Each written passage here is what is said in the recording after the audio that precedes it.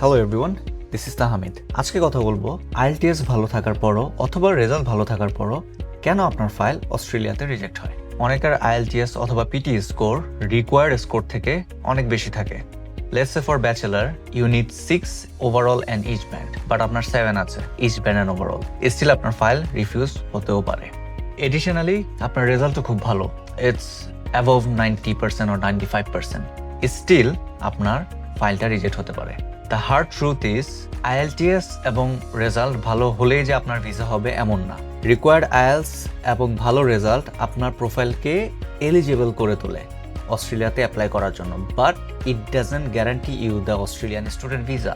আর যারা বেশি কনসার্ন বাংলাদেশ কেন অ্যাসেসমেন্ট লেভেল 3-তে, আমি যদি এখন অ্যাপ্লাই করি আমার ফাইল অ্যাকসেপ্ট হওয়ার চান্স কেমন বা আমার ফাইল রিজেক্ট হওয়ার চান্স কেমন। Actually it's not about being on assessment level 3 or assessment level 2 or assessment level 1।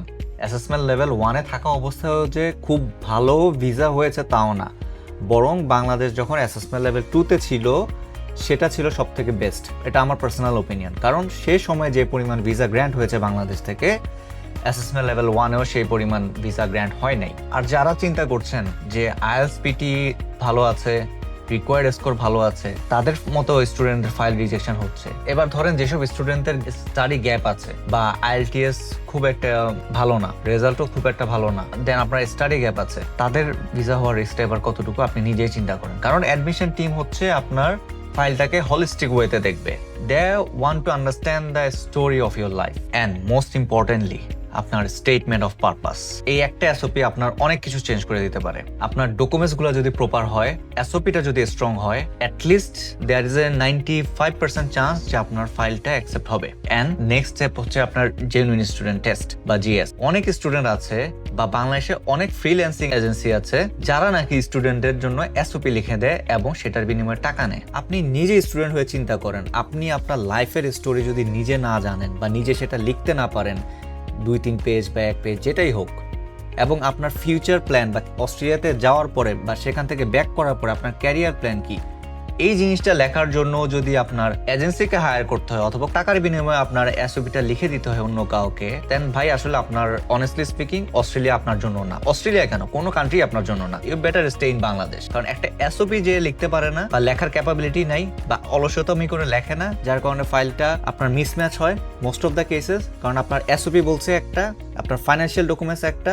আপনি সাবমিট করতেছেন আরেকটা, and you are expecting to get the Australian visa to be granted, তাও সেটা আবার 1 থেকে 2 সপ্তাহের মধ্যে। প্রচুর স্টুডেন্টস কোয়ারি আসে যে ফাইল সাবমিটের পরে 4 to 5 উইকস হয়ে গেছে, ভাই আমার ভিসা কবে হবে, ভিসা কবে হবে সেটা আমি কিভাবে জানবো।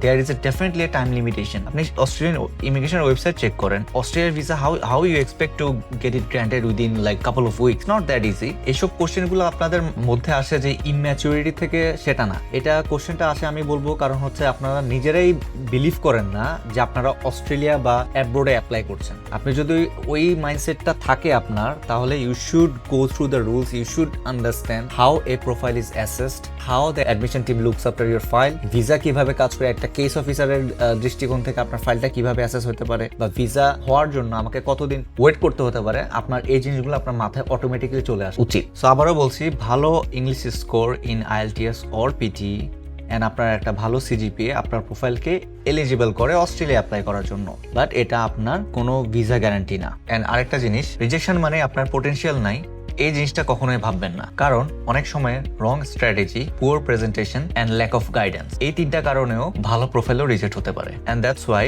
You should always choose an authorised agent. Why it is important to choose an authorised agent, এটা জানতে হলে দেখুন আমার previous video, and I will see you in the next video.